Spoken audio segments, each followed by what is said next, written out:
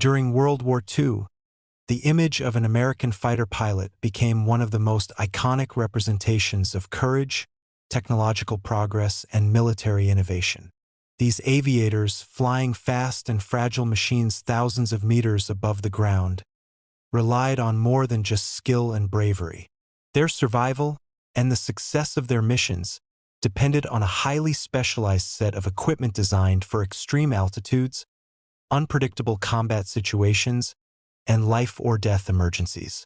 The illustration we're examining today represents a typical American fighter pilot around the time of the D-Day landings in June 1944. At first glance, the gear might look simple or even uncomfortable, but every piece played a critical role.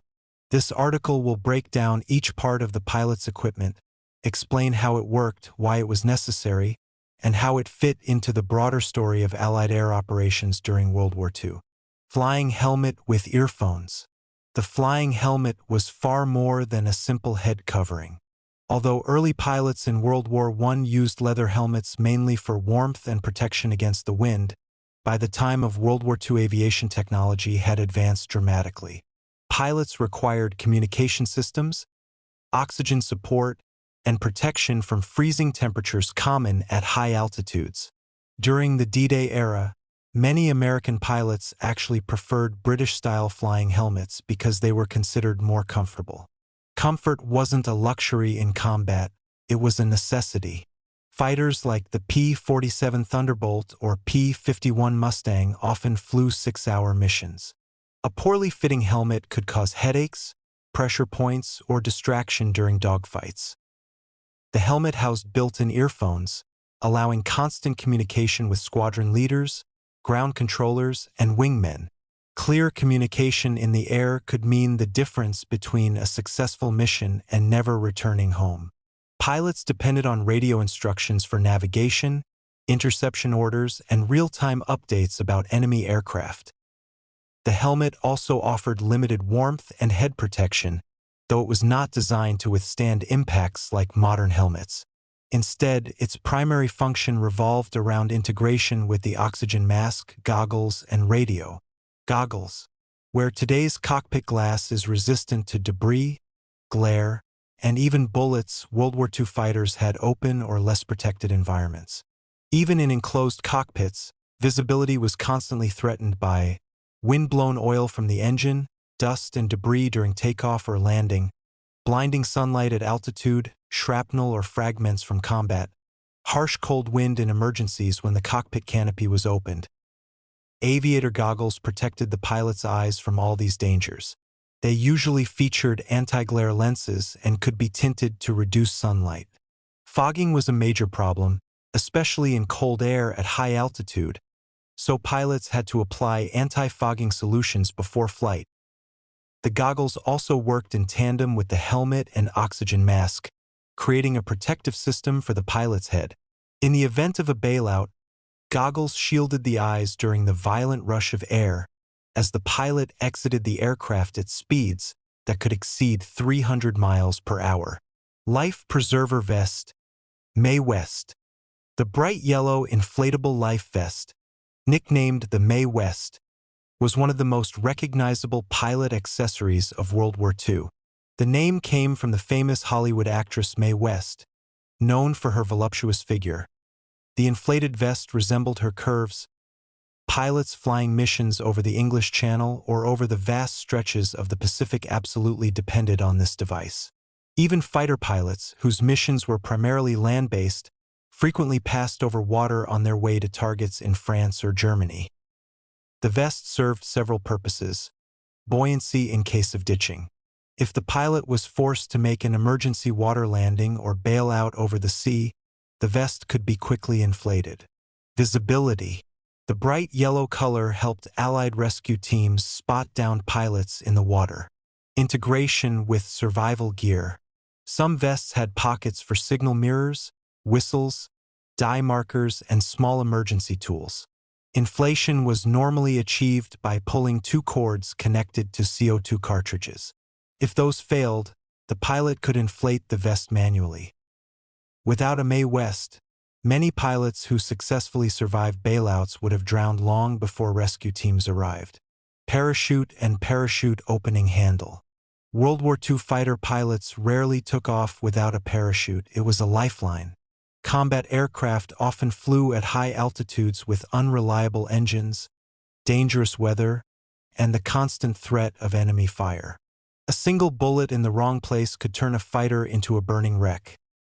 The pilot's parachute was typically worn as either a seat pack, the parachute formed part of the seat cushion, or a backpack. The harness had to be tight and carefully adjusted. During bailouts, pilots were often wounded, disoriented, or dealing with flames or spinning aircraft. The parachute's opening handle, usually placed in a reachable position on the chest or shoulder, needed to be easy to grab even in panic or darkness. Opening the chute too early was dangerous, especially at high altitudes where the cold could freeze the pilot, and the thin air slowed the canopy's ability to fully deploy. Opening it too late, of course, meant death. Pilots were trained intensively in the correct timing and procedures for parachute jumps.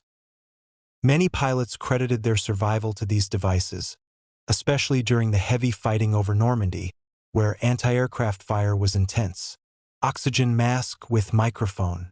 As fighters climbed above 10,000 feet, oxygen levels dropped dramatically. Without supplemental oxygen, pilots experienced dizziness, confusion, blurred vision, poor reaction time, eventual loss of consciousness. Fainting in combat was essentially a death sentence. The oxygen mask delivered pure oxygen through a hose connected to the aircraft's oxygen system. It allowed pilots to operate safely at altitudes of 25,000 feet and higher, where air combat was often fought. The mask also included a microphone. This enabled pilots to speak clearly into the radio system even during maneuvers that exposed them to 3 to 6 G-forces. The microphone was designed to transmit speech despite wind noise, engine vibration, and pressure changes. These masks were typically made of molded rubber and strapped tightly around the face. They could become uncomfortable during long missions, but without them, high-altitude flight would have been impossible. Gloves. Temperature drops approximately 1 degree Celsius for every 100 meters of altitude. At 9,000 meters, about 30,000 feet, temperatures can fall below -40 degrees Celsius. Inside a fighter cockpit, even with heating systems, the cold could be severe. Gloves protected the pilot from frostbite, loss of finger mobility, burns in case of cockpit fires, sharp metal edges during emergencies. Yet the gloves had to allow enough dexterity to manipulate instruments, weapon systems, and flight controls. This balancing act between warmth and precision influenced many designs of World War II flying gloves. Leather-reinforced areas were used to prevent wear from constant contact with the aircraft controls. Flight jacket. The American flight jacket of World War II is legendary, so much so that versions of it are still worn today. In the illustration, the pilot is shown wearing a leather flight jacket, often referred to as an A2 or B3 depending on the model. These jackets were designed to insulate the pilot from the brutal cold of high altitude, protect against wind and debris, carry patches and insignia, fit comfortably under parachute harnesses. Some jackets were lined with sheepskin for warmth, especially for bomber crews flying unpressurized aircraft. Fighter pilots often chose lighter versions to allow greater freedom of movement during combat. The jacket was more than clothing, it became a symbol of identity. Pilots frequently decorated them with squadron patches, mission counts, or artwork representing their aircraft. Flight suit. Under the jacket, pilots wore a functional and durable flight suit. It provided wind protection, moderate insulation pockets for maps, tools, and survival items, flame resistance. In later models, the suit also ensured that all other equipment, oxygen hoses, radio wires, parachute straps, could be worn without interference. Some suits included zippers that allowed pilots to attach heated undergarments, powered by the aircraft's electrical system. On long missions over France or Germany, the flight suit had to endure hours of sweat, cold drafts, cockpit vibrations, and emergency maneuvers. It was not stylish, but it was reliable. Flying shoes/boots. Proper footwear was essential for maintaining control of the aircraft. Fighter pilots used specially designed flying boots that provided warmth, ankle support, and protection. Key purposes included resisting cold at altitude, allowing strong pressure on rudder pedals, preventing slipping in the cockpit, offering some protection during bailouts or rough landings. In many cases, the boots were lined with shearling or thick wool. They also needed to be flexible enough to operate precise foot controls. Some pilots wore escape boots, footwear that included detachable tops. If the pilot was shot down over enemy territory, they could remove the upper part of the boot and appear to be wearing civilian shoes, making escape easier. The parachute harness system. Separate from the parachute pack itself, the harness distributed the weight across the pilot's body. The straps had to be strong enough to withstand the force of parachute deployment, which could exert hundreds of pounds of pressure in a split second. The harness also needed to be comfortable enough for long missions and compatible with the Mae West vest, oxygen mask hose, and flight suit. Multiple buckles allowed the parachute pack to be quickly attached or removed. If the harness was improperly fitted, landing could result in broken legs, ribs, or worse. Proper training ensured that pilots knew how to secure and adjust it before every flight. Additional survival equipment.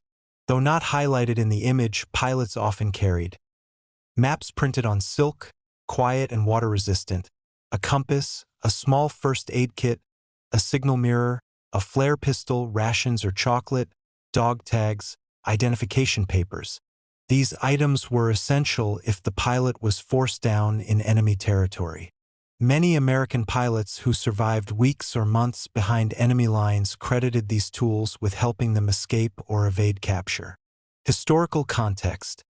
Why this gear mattered during D-Day. The Normandy invasion on June 6, 1944, required absolute dominance of the skies. American pilots flying P-47s, P-51s, and P-38s were tasked with bombing German positions, strafing transport routes, escorting bombers, intercepting the Luftwaffe, supporting ground troops, scouting enemy lines. These missions demanded endurance, skill, and equipment reliability. A single failure, oxygen malfunction, radio failure, or lack of a life vest could be fatal. The American Air Forces lost dozens of pilots every week leading up to and following D-Day. For many who survived, this equipment made the difference. The equipment examined here represents not just technology, but resilience. Every buckle, strap, hose, and lens helped keep a pilot alive in one of the most dangerous environments imaginable. If you enjoyed this deep dive into the world of World War II fighter pilots and want more detailed historical breakdowns, make sure to subscribe to the channel, leave a like, and share your thoughts in the comments. Your support helps bring more stories like this to life.